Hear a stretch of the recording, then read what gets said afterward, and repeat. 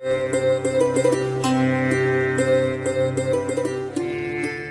सभी को राधे राधे।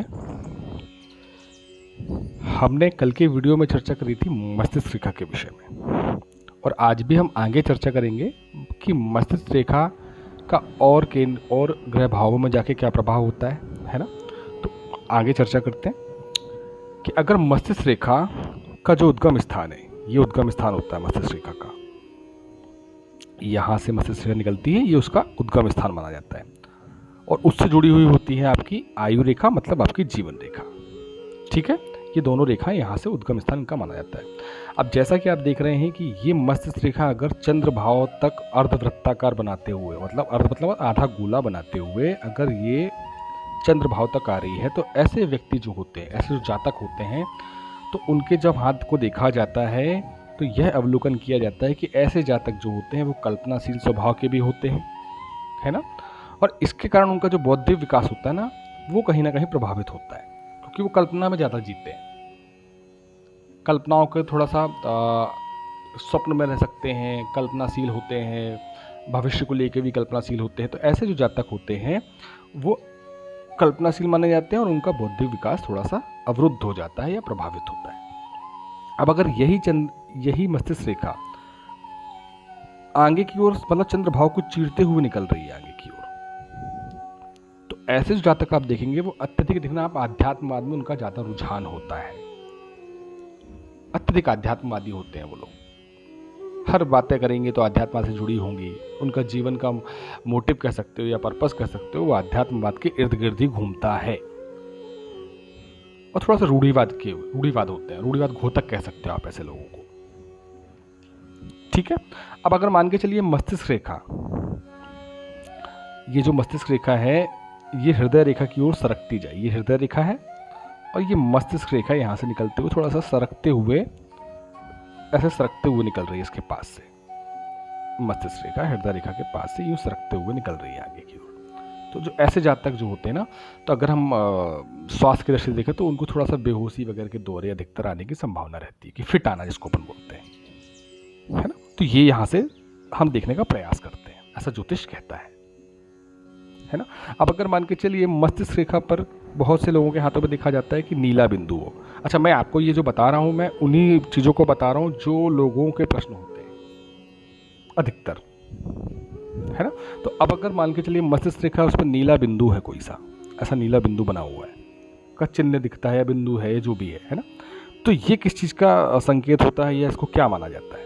तो अगर हम स्वास्थ्य की दृष्टि से देखें तो ऐसे जो संकेत होते हैं वो मलेरिया हो गया, टाइफाइड हो गया, बुखार हो गया, होने के संकेत होते हैं, है ना। अब अगर यहाँ पर लाल नुमा बिंदु दिख रहा है आपको, है ना, लाल नुमा बिंदु अगर आपको दिख रहा है ये, तो आप समझ जाइए कि ऐसे व्यक्ति अक्सर बुखार के शिकार होते रहते हैं। अगर नीला बिंदु है तो टाइफाइड, मलेरिया, है ना, ये संकेत दिखाता है। अगर लाल नुमा बिंदु आपको दिखता है या चिन्ह दिखता है ना, तो ऐसे व्यक्ति अधिकतर बुखार के शिकार होते रहते हैं। अब अगर मस्तिष्क रेखा पर काला बिंदु दिखे आपको, तो बहुत से लोगों के में काला दिखता है, लोग उसको तिल समझ बैठते हैं, तो अधिकतर तिल नहीं होता है ना, ये काला बिंदु ऐसा दिखता है अधिकतर लोगों के हाथ में। तो यह गंभीर रोग होने का संकेत होता है ना। और अगर गहरा काला है बिल्कुल, तो कुछ घातक, आप देखना, घातक जख्म होने के भी संकेत देता है, अधिकतर देखा जाता है, और ज्योतिष इस बात की पुष्टि भी करता है ना। अब अगर मान के चलिए मस्तिष्क रेखा बिल्कुल सीधे छड़ के समान, है ना, सीधे ऐसे छड़ के समान है, ये बिल्कुल सीधी जा रही है, कहीं मुड़ी नहीं, किसी तरफ झुकी नहीं, है ना, और जीवन रेखा से जुड़कर निकल रही है, मतलब ये जीवन रेखा से बिल्कुल जुड़ के निकल रही है ना, और हथेली तक के आर पार जा रही है, मतलब पार समझ जा रही है ना। तो ऐसे जातक कैसे होते हैं। तो अब ज्योतिष में भी इसमें 2-3 मत हैं, मतलब मतभेद आप कह सकते हैं, है ना।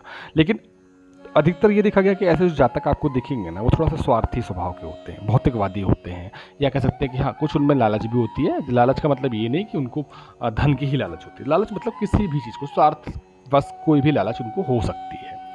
लेकिन जातक जो होते हैं ना, स्वयं का सोचने वाले होते हैं, ये पहले अपना देखेंगे, उसके बाद किसी और का देखते हैं, है ना। तो इनमें स्वार्थपन कुछ ज़्यादा होता है।